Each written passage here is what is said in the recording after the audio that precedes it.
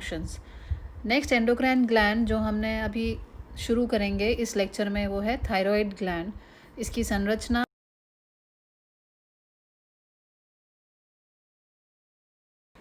Thyroid एक दो पाली से बनी हुई ग्रंथि है जो कि लैरिंग्स के नीचे श्वास नली के दोनों ओर स्थित होती है। इस चित्र में जैसे हम देख सकते हैं ये दोनों पालियां दिखाई दे रही हैं जो कि हमारी ट्रेकिया या श्वास नली के दोनों ओर सिचुएटेड हैं और बीच में ये एक स्थमस या सेतु से जुड़े हुई पालियां रहती हैं। इसके जो कनेक्शंस हैं कि ये ट्रेकिया के जस्ट सामने की तरफ है, ऊपर की तरफ लैरिंग्स या कंठ है, नीचे इसमें थायराइड ग्रंथि की पालियों के साथ पैराथायरॉयड ग्रंथियां पाई जाती हैं। इसकी जो रुधिर की सप्लाई है वो सुपीरियर थायरॉयडल आर्टरी और इंफीरियर थायरॉयडल आर्टरी के द्वारा होती है।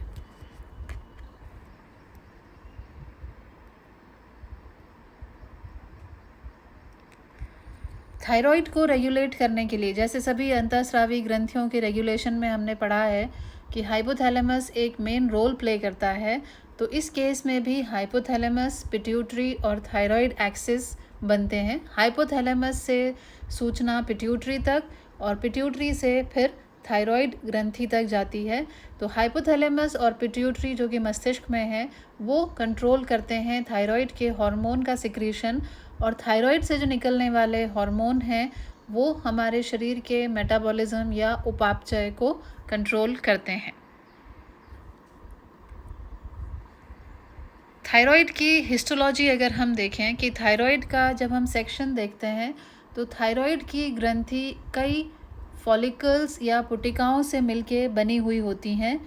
ये पुटिकाएं एक सिंपल क्यूबॉइडल कॉलमनार एपिथेलियम से मिलके बनी हुई होती है। एक कोशिकीय परतों की ये फॉलिकल होती हैं जिनके मध्य में कोलॉइड भरा हुआ रहता है। इस चित्र में जैसे हम देख सकते हैं ये थायराइड फॉलिकल्स दिखाई दे रही हैं। सिंपल एक कॉलमनार एपिथेलियम है इसमें, और इन सभी फॉलिकल्स के बीच में एक कोलॉइड भरा हुआ रहता है जिसको थायरोग्लोबुलिन कहते हैं। और यहाँ आसपास रुधिर वाहिनियों का जाल पूरा पाया जाता है, रिच वैस्कुलराइजेशन है ताकि जो थायराइड के हार्मोन्स बन रहे हैं वो उन रुधिर वाहिनियों के थ्रू शरीर में सर्कुलेट कर सकें और फॉलिकल्स में हार्मोन बनाने के लिए जो आवश्यक तत्व हैं वो उन कोशिकाओं तक पहुंच सके। इन पालियों के आसपास का जो क्षेत्र है उसमें पैराफॉलिक्यूलर सेल्स यानी कि उस फॉलिकल या पुटकों को सराउंड करते हुए कोशिकाएं हैं जिनको हम पैराफॉलिक्यूलर सेल्स कहते हैं, वो पाई जाती हैं। थायराइड के हार्मोन्स, थायराइड का जो हार्मोन है वो अमीनो एसिड टायरोसिन से बनता है। टायरोसिन पर आयोडीन अटैच होता है। तो जो थायरोग्लोबुलिन मॉलिक्यूल है वो एक प्रोटीन है जो कोलॉइड में पाया जाता है। उस थायरोग्लोबुलिन के टायरोसिन रेजिड्यू पर आयोडीनेशन से थायराइड के हार्मोन्स का निर्माण होता है। टायरोसिन का मॉलिक्यूल जैसे हम यहाँ पर देखें कि यदि उस पर एक आयोडीन अटैच होता है, जो उसकी रिंग है उसके थर्ड कार्बन पर यदि आयोडीन अटैच होता है तो वो मोनो आयोडो टायरोसिन या MIT कहलाता है। इसी तरह से यदि दो आयोडीन अटैच हुए थर्ड और फिफ्थ कार्बन पर तो वो 3,5 डाई आयोडो टायरोसिन कहलाता है। तो 3 मोनो आयोडो टायरोसिन जिसमें कि एक आयोडीन अटैच्ड है और 3,5 जिसमें दो आयोडीन अटैच्ड हैं तो वो डाई आयोडो टायरोसिन कहलाता है। थायराइड के जो हार्मोन्स हैं वो हमने पढ़ा T3 और T4 होते हैं। जो 3 और 4 इनके साथ में यूज़ किया जाता है वो इनके रिस्पेक्टिव आयोडीन के नंबर पर है कि यदि उस मॉलिक्यूल में 3 आयोडीन हैं तो वो ट्राई आयोडो कहलाएगा और यदि 4 हैं तो वो टेट्रा आयोडो थायरोनिन कहलाएगा। 2 और 3 जो मोनो आयोडो टायरोसिन और डाई आयोडो टायरोसिन यदि जुड़ते हैं तो जो संश्लेषण होता है वो 3,5,3' ट्राई आयोडो थायरोनिन का होता है या T3 का होता है। T4 के लिए दो डाई आयोडो टायरोसिन आपस में एकीकृत होते हैं, जुड़ते हैं, जिससे 3,5 एंड 3'5' टेट्रा आयोडोथायरोनिन या थायरोक्सिन का निर्माण होता है। एक रिवर्स T3 भी है जिसमें 3'5' ट्राई आयोडोथायरोनिन होता है। जो T3 नॉर्मल T3 है वो 3'5 एंड 3' है, जबकि जो रिवर्स T3 या RT3 है वो 3'5 एंड 5' है, जिसको हम रिवर्स T3 या रिवर्स ट्राई आयोडोथायरोनिन कहते हैं।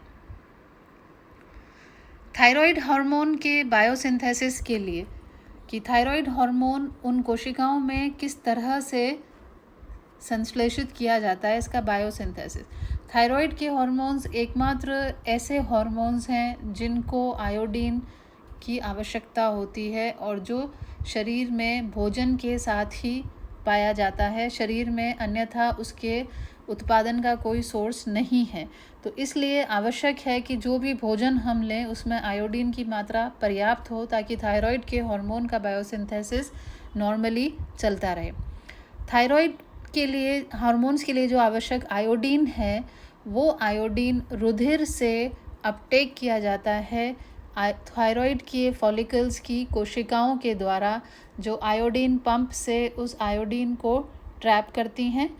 कोशिकाओं में ये आयोडाइड ट्रांसपोर्टर की तरह के द्वारा अंतर्ग्रहित किया जाता है और वहाँ से फिर ये आयोडिनेशन के लिए, क्योंकि जो थायरोग्लोबुलिन है वो कोलॉइड में उपस्थित है, तो इस आयोडाइड को जो आयोनिक फॉर्म में है वो आयोडाइड कोशिका में जाएगा और कोशिका में जाने के पश्चात आयोडिनेशन के लिए वहाँ वो आयोडीन में कन्वर्ट होकर टायरोसिन के साथ अभिक्रिया करेगा। तो ये आयोडीन पंप या ट्रैप से कोशिका तक पहुँचा। फिर थायरोग्लोबुलिन मॉलिक्यूल, थायरोग्लोबुलिन प्रोटीन है, कोलॉइड में पाया जाता है। इसका भी संश्लेषण क्यूबॉइडल जो एपिथेलियल सेल हैं वो करती हैं। रफ एंडोप्लाज्मिक रेटिकुलम इस प्रोटीन का संश्लेषण करती है। गोल्जी एपरेटस इसकी पैकिंग और सॉर्टिंग करके और इसको जो मैट्रिक्स है जहाँ कोलॉइड इकट्ठा है वहाँ पर इसे पैक करके और ट्रांसपोर्ट करती है। तत्पश्चात जो आयोडाइड अपटेक हुआ है कोशिका के अंदर, वो आयोडाइड उस थायरोग्लोबुलिन मॉलिक्यूल के टायरोसिन को आयोडिनेट करता है, वहाँ आयोडिनेशन होता है थायरोग्लोबुलिन का। ये आयोडिनेशन से थायरोनिन का निर्माण होता है। उसके पश्चात जो आयोडिनेटेड टायरोसिन रेजिड्यूज़ हैं या आयोडिनेटेड थायरोनिन मॉलिक्यूल्स हैं वो थायरोग्लोबुलिन पाइनोसाइटोसिस के द्वारा कोशिका में पुनः अवशोषित करते हैं कोलॉइड से। जैसे ही T3 T4 के रिलीज़ के लिए सिग्नल्स आते हैं तो वहाँ थायरोग्लोबुलिन का रीअब्जॉर्प्शन होता है from colloid to the cell. वहाँ जो वेसिकल्स सेल में आती हैं उनका डाइजेशन लाइसोसोमल एंजाइम्स से किया जाता है और फिर उन थायरोग्लोबुलिन से T3 और T4 को अलग करके सर्कुलेशन जो रुधिर वाहिनियाँ उन फॉलिकल्स के आसपास हैं उसमें उस हार्मोन को रिलीज़ कराया जाता है T3 एंड T4 को। थायराइड हार्मोन का ट्रांसपोर्ट, रुधिर में thyroid hormone generally bound form में ही सर्कुलेट करता है, जिसमें सबसे ज़्यादा एफिनिटी TBG या थायराइड बाइंडिंग ग्लोबुलिन की पाई जाती है। उसके पश्चात सेकेंड जो इंटरमीडिएट एफिनिटी है वो थायराइड बाइंडिंग प्री एल्ब्यूमिन की है और लोएस्ट एफिनिटी एल्ब्यूमिन की है, लेकिन एल्ब्यूमिन की बाइंडिंग कैपेसिटी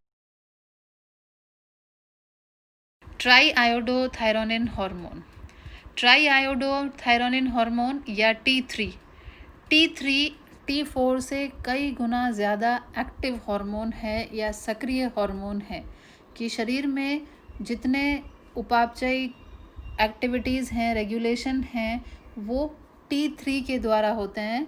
तो T3 सक्रिय हार्मोन है और थायराइड ग्रंथि में जो प्रोडक्शन होता है वो 10 टाइम्स T4 है एज़ कम्पेयर टू T3। 5 डीआयोडिनेज जो एंजाइम है, डीआयोडिनेज यानी जो आयोडीन को रिमूव करे, ये कन्वर्ट करता है T4 को T3 में। तो T4 में क्योंकि 4 आयोडीन हैं तो उसमें से एक को हटाता है डी आयोडीनेज और उसे कन्वर्ट करता है इनटू T3।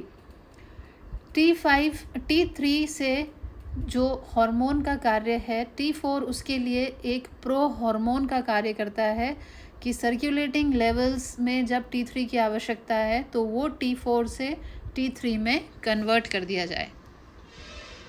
थायराइड हार्मोन का जो रिसेप्टर है वो न्यूक्लियस में पाया जाता है, यानी यह हार्मोन कोशिका की झिल्ली की बजाय न्यूक्लियस पे कार्य करता है, वहाँ जाकर अपना मैसेज कन्वे करता है उस कोशिका की कार्यविधि के लिए। थायराइड हार्मोन के कार्य क्या क्या हैं? थायराइड हार्मोन का जैसे हमने पढ़ा था कि उपापचय पर सबसे ज़्यादा नियंत्रण थायराइड हार्मोन्स का रहता है। तो thyroid hormones basal metabolic rate, जो हमारी आधारी उपापचयी दर है, उसको बढ़ाते हैं। मेटाबॉलिक अवस्था के आधार पर कि हमारी उपापचयी अवस्था किस तरह की है, उस आधार पर ये लाइपोलाइसिस यानी वसा अपघटन या लिपिड सिंथेसिस या वसा का संश्लेषण करवाते हैं। कार्बोहाइड्रेट मेटाबॉलिज्म को भी ये स्टिम्युलेट करते हैं और स्टिम्युलेशन में ये इंक्रीज करते हैं glycogenolysis and gluconeogenesis. Hepatic glycogenolysis यानी कि यकृत में जो ग्लाइकोजन है, संचित पदार्थ है, उसका ब्रेकडाउन करके और ग्लूकोज का निर्माण, और ग्लूकोनियोजेनेसिस यानी कि नॉन कार्बोहाइड्रेट सोर्सेज से कार्बोहाइड्रेट्स का या ग्लूकोज का निर्माण भी ये इंक्रीज करते हैं। प्रोटीन्स के एनाबॉलिज्म में यानी कि उनके संश्लेषण में कार्य करते हैं, लेकिन अगर हायर डोजेस होती हैं थायराइड हार्मोन्स की तो वो इंड्यूस कर सकते हैं कैटाबॉलिज्म, प्रोटीन के अपघटन को भी अगर हायर डोजेस हैं तो। कैटेकोलामीन्स जो हमने एड्रीनल के एपिनेफ्रीन, नॉर एपिनेफ्रीन जो पढ़े थे, तो परमिसिव इफ़ेक्ट होता है थायराइड के हार्मोन्स का कैटेकोलामीन्स के ऊपर। वो बीटा एड्रीनर्जिक रिसेप्टर्स यानी जिन रिसेप्टर्स पे एपिनेफ्रीन आके अटैच होता है, उन रिसेप्टर्स के नंबर को बढ़ाते हैं। तो उस रिसेप्टर के नंबर बढ़ने से एपिनेफ्रीन का जो इफ़ेक्ट है वो और अधिक बढ़ता है। तो ये एक परमिसिव इफ़ेक्ट है, यानी कैटेकोलामीन्स के प्रभाव को और अधिक या उनकी सक्रियता को बढ़ाने में थायराइड के हार्मोन्स का भी योगदान होता है। और ये केस स्पेशली कार्डियक सेल यानी कि हृदय की जो कोशिकाएं हैं उनके ऊपर ज़्यादा प्रभावी रहता है। थायराइड के हार्मोन यदि अनुपस्थित हों या ना काम करें तो एपिनेफ्रीन का जो इफ़ेक्ट है वो बहुत कम हो जाएगा, वीक इफ़ेक्ट एपिनेफ्रीन का होगा। बच्चों में थायराइड हार्मोन्स सिनर्जिस्टिकली एक्ट करता है ग्रोथ हार्मोन के साथ में टू स्टिम्युलेट बोन ग्रोथ, यानी बाल्यावस्था में जब ग्रोथ हार्मोन बालक की शारीरिक मानसिक वृद्धि करता है, उस समय थायराइड के हार्मोन्स की भी उतनी ही आवश्यकता है फॉर बोन ग्रोथ या ओवरऑल डेवलपमेंट।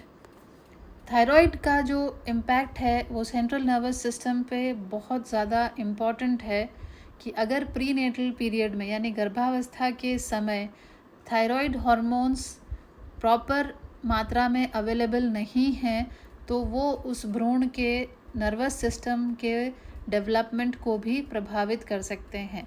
तो प्रॉपर डेवलपमेंट ब्रेन के लिए आवश्यक है थायराइड हार्मोन्स की एक संतुलित मात्रा। एडल्ट्स में ये मूड स्विंग्स को भी इफ़ेक्ट कर सकता है। थायराइड के हार्मोन्स मेटाबॉलिज्म के अलावा फर्टिलिटी, ओव्यूलेशन, मेंस्ट्रुएशन, इन सब के को भी प्रभावित करते हैं। एक इम्पॉर्टेंट रोल थायराइड के हार्मोन्स का एम्फीबियंस में है for tissue differentiation and metamorphosis. कायांतरण के लिए थायराइड के हार्मोन्स अत्यधिक अनिवार्य हैं एम्फीबियंस में, कि यदि थायराइड हार्मोन्स की एब्सेंस है या कमी है तो जो टैडपोल्स हैं वो मेटामॉर्फोसिस नहीं करेंगे। T3, T4 के अलावा थायराइड का एक और हार्मोन है जिसे हम कैल्सीटोनिन कहते हैं। थायराइड की फॉलिकल सेल्स के आसपास हमने कोशिकाएं देखी थी जिनको हमने पैराफॉलिकुलर सेल्स या जिनको हम सी सेल्स भी कहते हैं, वो पाई जाती हैं। कैल्सिटोनिन इन्हीं सेल से निकलने वाला हार्मोन है। यह करीब 32 अमीनो एसिड लंबा पेप्टाइड है और पूरा मॉलिक्यूल डिटरमिन करता है इसकी बायोलॉजिकल एक्टिविटी। हाफ लाइफ लगभग 10 मिनट है। कैल्सिटोनिन, इसके नाम में कैल्सिटोनिन जैसे कैल्शियम से रिलेटेड है, तो कैल्सिटोनिन का काम है प्लाज्मा लेवल कैल्शियम का डिक्रीज़ करना। 3 मेन मैकेनिज़्म से ये करता है कि रुधिर में या प्लाज्मा में कैल्शियम की मात्रा को कम करना। कम किस तरह से कर सकता है कि या तो जो भोजन में कैल्शियम आया है इंटेस्टाइन से उसका एब्जॉर्प्शन को रोके ताकि कैल्शियम और अधिक एब्जॉर्ब ना हो, या फिर रीनल ट्यूब्यूल्स जो हैं, किडनी की जो ट्यूब्यूल्स हैं, वहाँ जब फिल्ट्रेशन हो रहा है उस समय कैल्शियम की रीएब्जॉर्प्शन को रोके। और तीसरा कि जहाँ बोन्स के ऊपर ऑस्टियोक्लास्ट्स अगर एक्टिविटी कर रहे हैं उस एक्टिविटी को इनहिबिट करे। तो मेन पर्पस कैल्सिटोनिन का होता है to decrease the level of calcium. तो ये तीनों एक्टिविटी जो कैल्शियम को इंक्रीज़ करती है, इन तीनों एक्टिविटी को कैल्सिटोनिन इनहिबिट करता है, रोकता है। कैल्सिटोनिन का जो सिक्रीशन है वो इंक्रीज़ कब होगा? जब ब्लड में कैल्शियम की मात्रा अधिक होगी, यानी हाइपर कैल्सीमिया। जब प्लाज्मा का कैल्शियम अधिक होगा तब कैल्सिटोनिन का सिक्रीशन बढ़ जाएगा ताकि वो उस रुधिर से कैल्शियम को कम कर सके। Regulation of thyroid hormones. Thyroid hormone का नियमन किस तरह से होता है? थायराइड हार्मोन्स के नियमन के लिए हमने अभी आगे देखा था कि हाइपोथैलेमस और पिट्यूटरी दोनों रिस्पॉन्सिबल हैं। तो यहाँ जो एक्सिस बन रही है वो HPT, hypothalamus, pituitary and thyroid axis बनती है। रेगुलेशन, सबसे पहला जो सेंटर है हाइपोथैलेमस से शुरू होता है।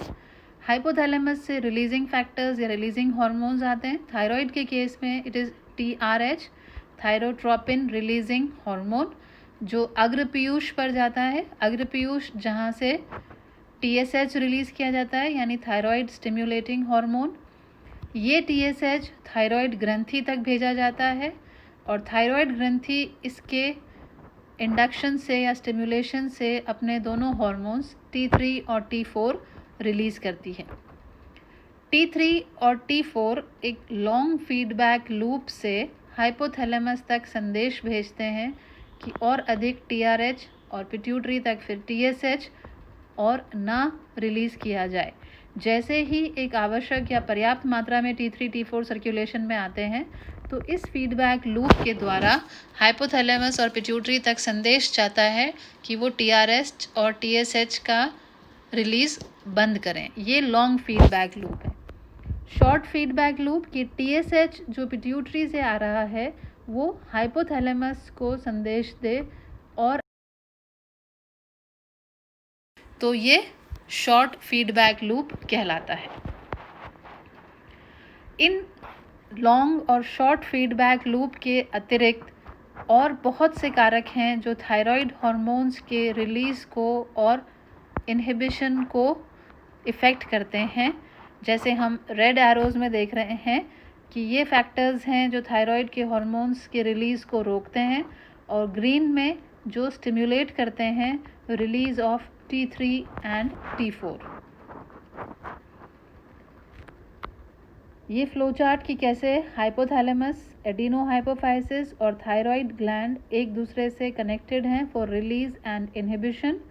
TRH from hypothalamus, thyrotropin releasing hormone, जो एक पॉजिटिव इम्पैक्ट देता है ऑन एंटीरियर पिट्यूटरी या एडिनोहाइपोफाइसिस फॉर रिलीज ऑफ TSH या थायराइड स्टिम्युलेटिंग हार्मोन या थायरोट्रोपिन।